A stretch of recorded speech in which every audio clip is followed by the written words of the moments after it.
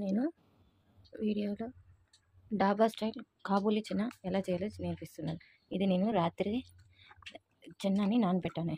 దీనికి కావాల్సినటివి 3 టమోటా, ఒక ఆనియన్, బిర్యానీ ఆకు, పట్ట, లవంగము, జీలకర్ర, సోంపు వేసి ఫస్ట్ ఆయిల్లో వేయించుకుంటాను.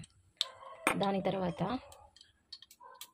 పెరుగులోకి మనకు కావాల్సినంత మిరప్పొడి, ధనియాల పొడి, పసుపు పొడి, అల్లం వెల్లుల్లి పేస్ట్, ఇంకా మళ్ళీ చెన్నా మసాలా వస్తుంది.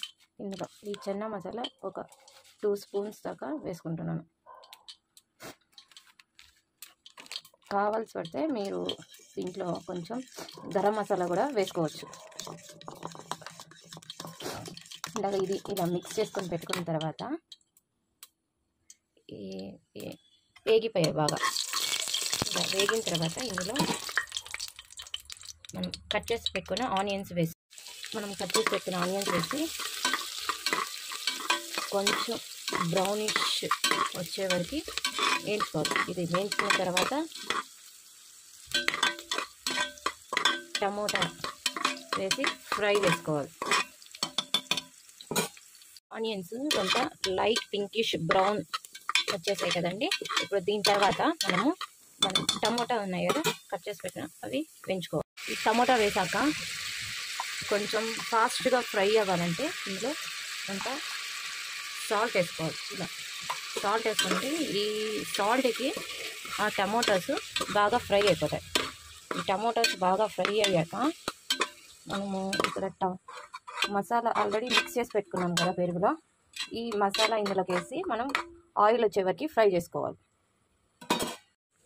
టమోటా వేసిన తర్వాత టమోటా బాగా ఫ్రై అయిన తర్వాత నేను పెరుగులో కలిపి పెట్టిన మసాలా వేసాను. ఇందులో మనము ఆయిల్ ఉంది కదండి, ఆయిల్ బాగా బయట వచ్చే వరకు ఫ్రై చేసుకోవాలి. ఈ ఫ్రై చేసుకున్న తర్వాత ఇందులో మనం ముందుగా నానబెట్టుకున్నాం కదండి, ఆ నానబెట్టుకున్న కాబూలీ చెన్నాని వేసి కొంచెం ఫ్రై చేసిన తర్వాత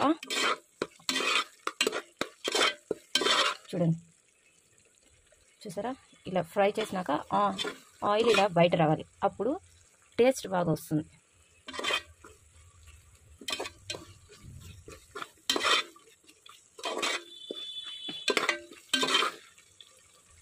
ఇప్పుడు ఈ ఆయిల్ అంతా బయట వచ్చింది కదండి, బాగా ఫ్రై అయ్యి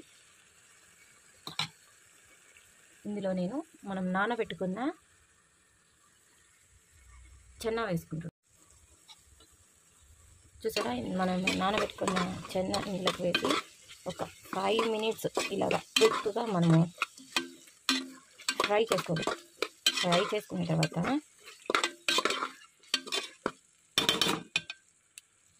ఇందులోకి కొన్ని వాటర్ వేసుకున్నాం. మనకి తగినంత కావాల్సిన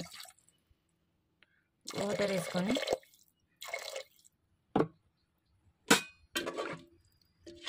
ఇలా కలుపుకున్నాం.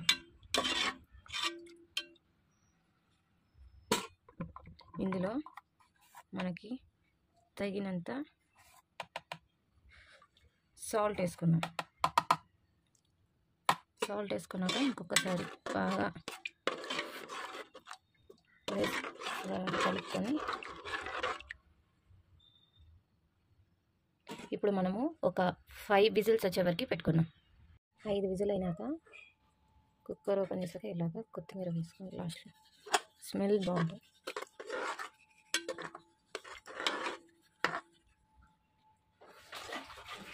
చూసారా, వేడివేడిగా డాబా స్టైల్ చెన్నా కర్రీ రెడీ.